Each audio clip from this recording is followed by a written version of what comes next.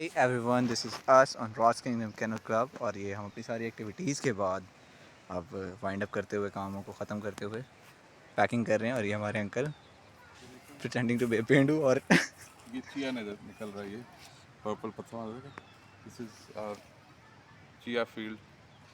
इसमें से ये नर्सरी बन जाएगी, जब बड़े हो जाएंगे तो इसको निकाल लेंगे। अच्छा, तो इसका पेंडू बनने से क्या ताल्लुक़ है? फर्स्ट ऑफ ऑल हमें ये बताएं आप। पेंडू का मतलब होता है, जिसको हम बड़े स्टाइल से कहते हैं ऑर्गेनिक। जो बंदा विलेज लाइफ के साथ पिंड दी धरती नाल ओदा कोई वाह पैंदा है, वो चॉइस होती है, वो पेंडू बन के रहना चाहता है। अच्छा, ये नहीं आप ये कहना चाह रहे हैं पेंडू बनना चॉइस होती है? पेंडू बनना एक चॉइस, यानी जेनेटिकली बंदा पेंडू नहीं होता? जेनेटिकली पेंडू तो तब होता है जब उसके हवाजात ऑर्गेनिक रहे हों, और वो बंदा ऑर्गेनिक ना हो, उसके अंदर से पेंडूपना छलक जाएगा। अच्छा, थोड़ा सा यानी उसे दबा के रखो, निकल जाए, कभी कभी थोड़ा सा निकल जाए पेंडूपना।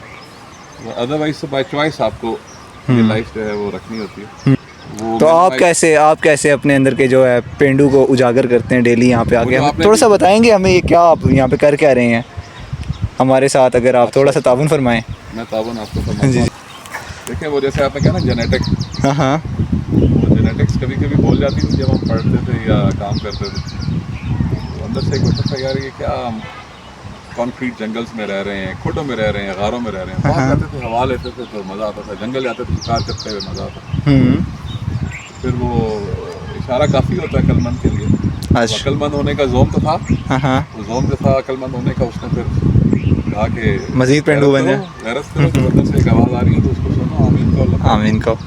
तो अल्हम्दुलिल्लाह 30 साल से गए हम पेंडू हैं।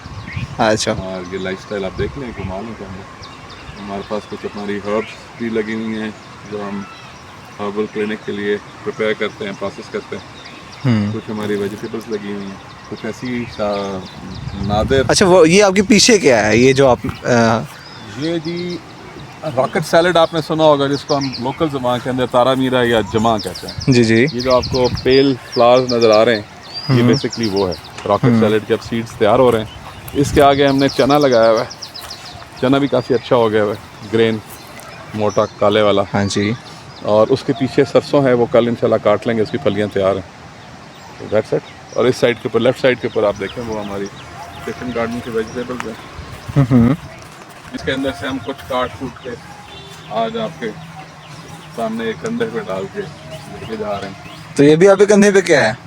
ये मेरे कंधे पे कुछ आज के लिए आलू। तो आप यहाँ पे आलू भी काश्त करते हैं? आलू भी काश्त करते हैं। तो धनिया है और डैंडलायन है।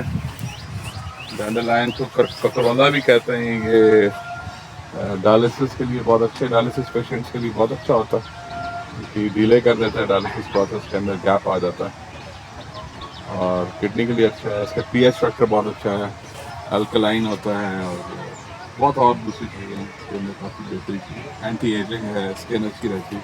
अच्छा, इस साथ में एंटी एजिंग भी है। सबसे मजे की चीज़ जो है, क्लिक करती है। हाँ, लोगों को अपील करती है। ये कोरिएंडर धनिया लगा हुआ, बीच बीच में कहीं ना कहीं मूली है।